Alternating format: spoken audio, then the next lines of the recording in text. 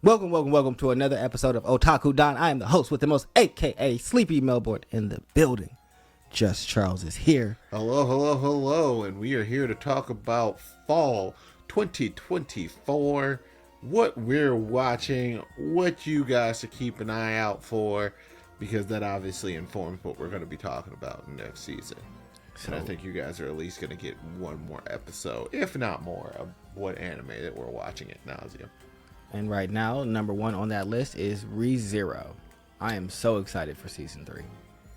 With where the last one left off on, and some assurances from some friends from college, they're saying that our boy, I don't know why I want to call him Naofumi.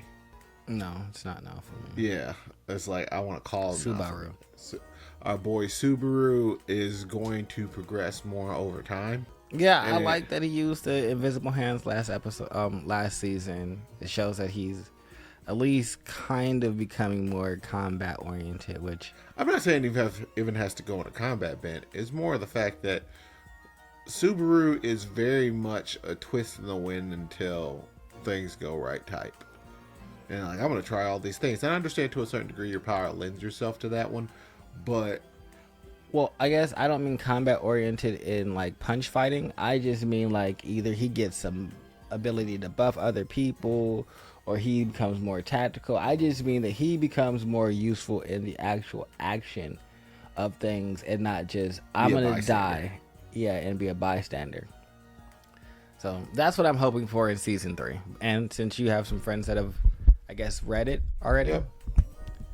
Sounds like we might be getting some of that. So hopefully. Oh, like always, One Piece is continuing.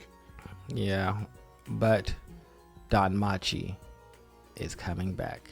I'm excited for Danmachi. Goddess Festival, a fruit festival that brings the labyrinth city of Orneo to life. Goddesses symbolizing fertility are enshrined on the altar, and among them is the goddess of beauty.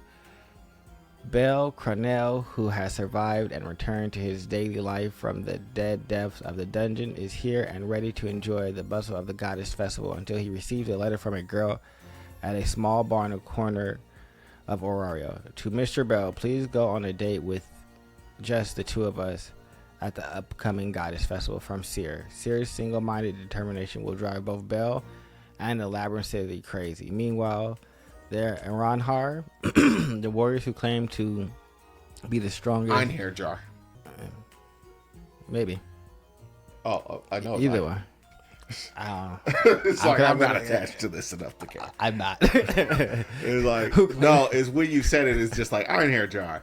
They're basically undead because it has to do with Ishtar, who's a part of the Norse pantheon. Einherjar are like these immortal warriors from Valhalla that basically, instead of going directly there, they just choose to fight for the rest of their lives. Well, without giving away too much, these aren't those. They're called that for a different reason. The warriors who claim to be the strongest are now suddenly on the move. I mean, I'm just telling you what they are methodologically wise, and it makes sense for them to kind of be named that based upon Ishtar being inside the main arc for the entire. Nah, Ishtar's not in the main arc. Yeah, she is. No, she's not. Scroll up. That's Freya. I know who your Ishtar was, a goddess of beauty, but this is Freya. I mean, oh, right. You're right. Yeah. So Freya is the one who has the Iranhar. Or whatever you said. Einherjar. Also, Tower of God workshop battle continues. We're going to get episode 13 in 6 days. I'm excited. Which means there's no break? Maybe not, which I'm completely here for. Also, if you guys didn't know, I'm a huge fan of Shangri-La. I've heard many good things about it. It is coming back for a second season, and I am so here for that. I'm surprised that you haven't watched this. It's just like time is very short, and watching the things that we have to watch and trying to find some enjoyment in life doesn't necessarily lead me to watching stuff anymore. Well, see, I don't feel like we had to watch anything this season. That's why I feel like this season would have been perfect. That season? We didn't watch anything in the summer. Oh, that's true.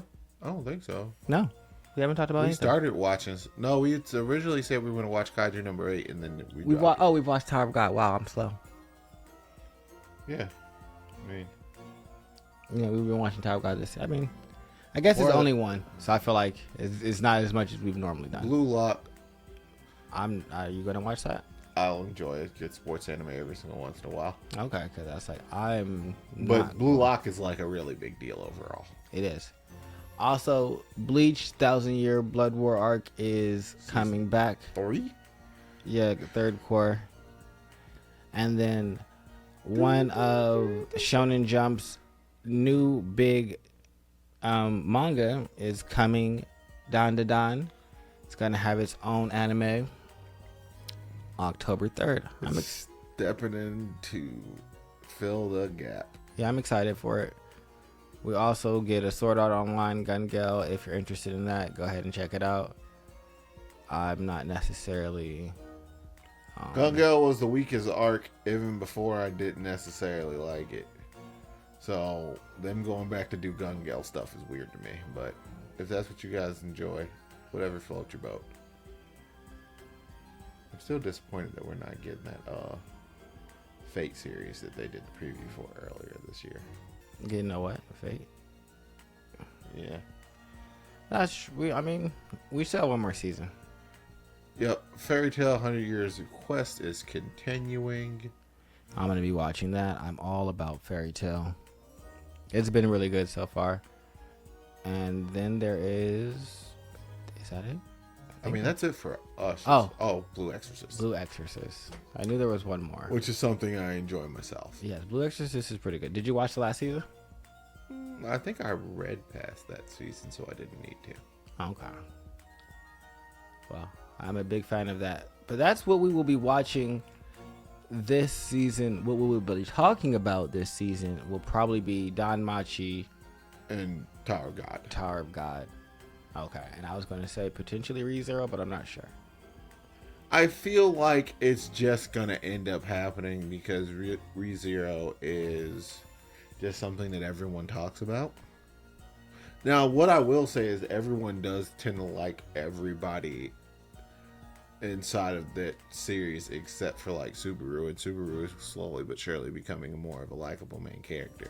Not fast by any means, but I don't think you could really change Subaru into this ridiculously powerful, ridiculously likable main character inside of like a short amount of time. So that means they're really giving it the necessary amount of time so we can see Subaru's arc and how he's changing and so on and so forth. So hopefully that lands. Also, if you guys are Overlord fans like myself, then I will be doing a review of the new movie that comes out in November. I'm not sure if Charles is an Overlord guy, but relatively indifferent. New movie comes out in November, so I will definitely be doing. Hinesville. Yeah, man, I am all here for this new Overlord. Okie dokie. English title, The Sacred Kingdom. But yeah, other than that, there's also going to be an Attack on Titan, The Last Attack movie that comes out November 7th. It's over. Let those dudes just not animate that anymore. I'm just letting you know. I'm just trying to like. Also, there's going to be a Gintama on Theater 2D Gintama arc.